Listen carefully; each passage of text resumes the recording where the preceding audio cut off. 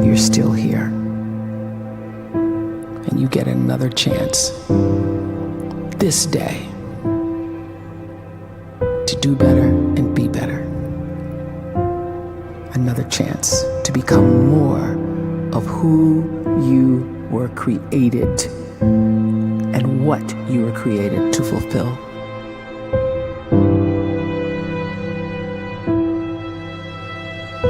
Everyone in the world is capable of living outside the role or beyond the roles that they place themselves in, no matter what it is. You're not just a dad, you're not just a banker, you're not just a brother or a son or a convict. It doesn't matter. Like, everyone is bigger, much bigger, infinitely bigger than the roles they place themselves in, and is capable of reaching potential greater than anything they could imagine.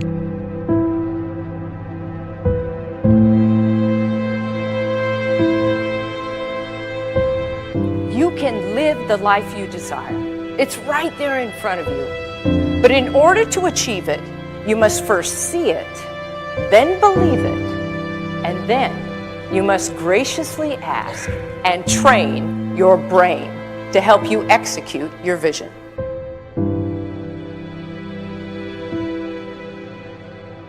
So when you start to focus and you delete distraction from your life, and you start to get seriously invested in doing one thing staggeringly well, and you practice that one thing over and over, a term to think about is mundanity. You do one simple, seemingly insignificant thing every day around your main skill, and it's very mundane, but small daily improvements over time lead to world-class results. Well, here's what happens in your brain. You start to isolate a single neurocircuit around that skill, and that starts to trigger a certain type of brain cell called an oligodendrocyte, which then releases myelin. Myelin is a fatty tissue that starts to wrap around that single neurocircuit related to that main skill you've been practicing. And when myelin starts to wrap around the brain circuit, what happens is you have accelerated learning times, you can see more quickly, heightened perception, and you'll learn more quickly. And that is really the quote-unquote secret of the great producers. It's not a result of some natural gift, but their daily practice, their relentlessness and their grit, their work ethic, and their singular focus and sacrifice.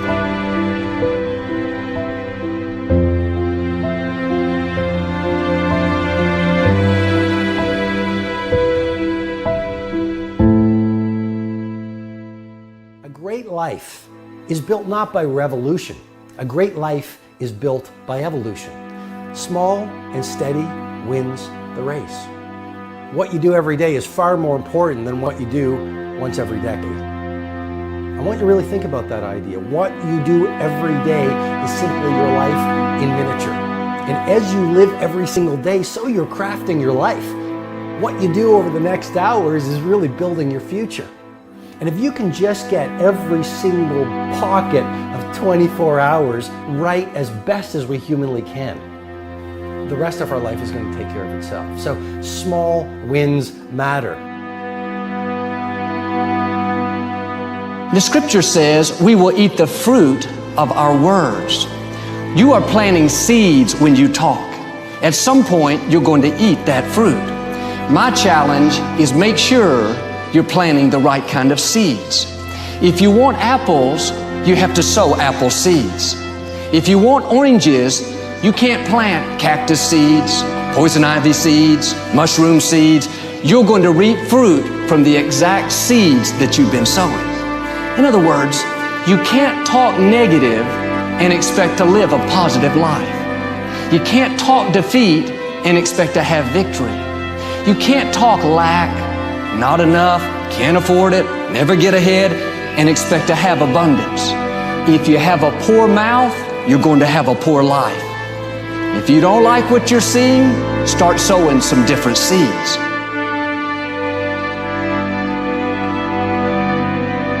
We may not realize it, but we're always feeding ourselves. What we watch, listen to, the people we're around, the thoughts we're dwelling on, that's feeding our inner man. If you go to lunch with people that talk bad about the boss, make fun of a coworker, put down a friend. They're feeding you gossip, feeding you jealousy, feeding you disrespect. Here's the key. Whatever you feed is going to grow. You may not like what they're feeding you. You're a nice person, but if you continue to hang around them, before long, you'll be gossiping, you'll be critical, you'll be disrespectful. Why? Because you kept feeding the wrong things. If you're always feeding negative thoughts, thinking, I'll never get well, I'll never meet the right person, you're feeding doubt, feeding mediocrity, feeding fear. If you know exactly what you want to be, you need to spend as much time with people that are actually that already.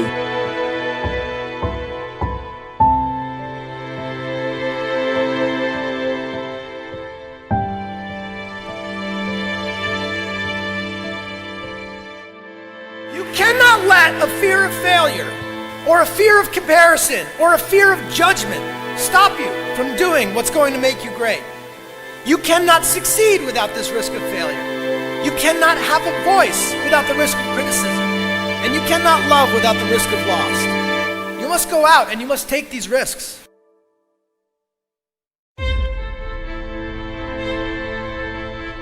You don't have the time to waste time, because time doesn't wait till you discover your purpose. If you don't know why you was born, time is still moving. And if you discover your purpose at 90 years old, it's too late.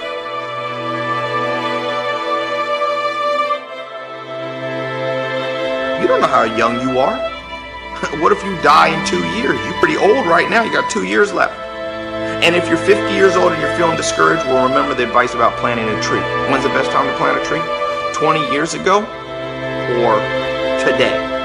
So if you're 50 and you feel like life left you behind, well, get started right now. Better late than never. Better late than never. Don't think about time and age so much. It gets people distracted. When the whole world's distracted, you be focused.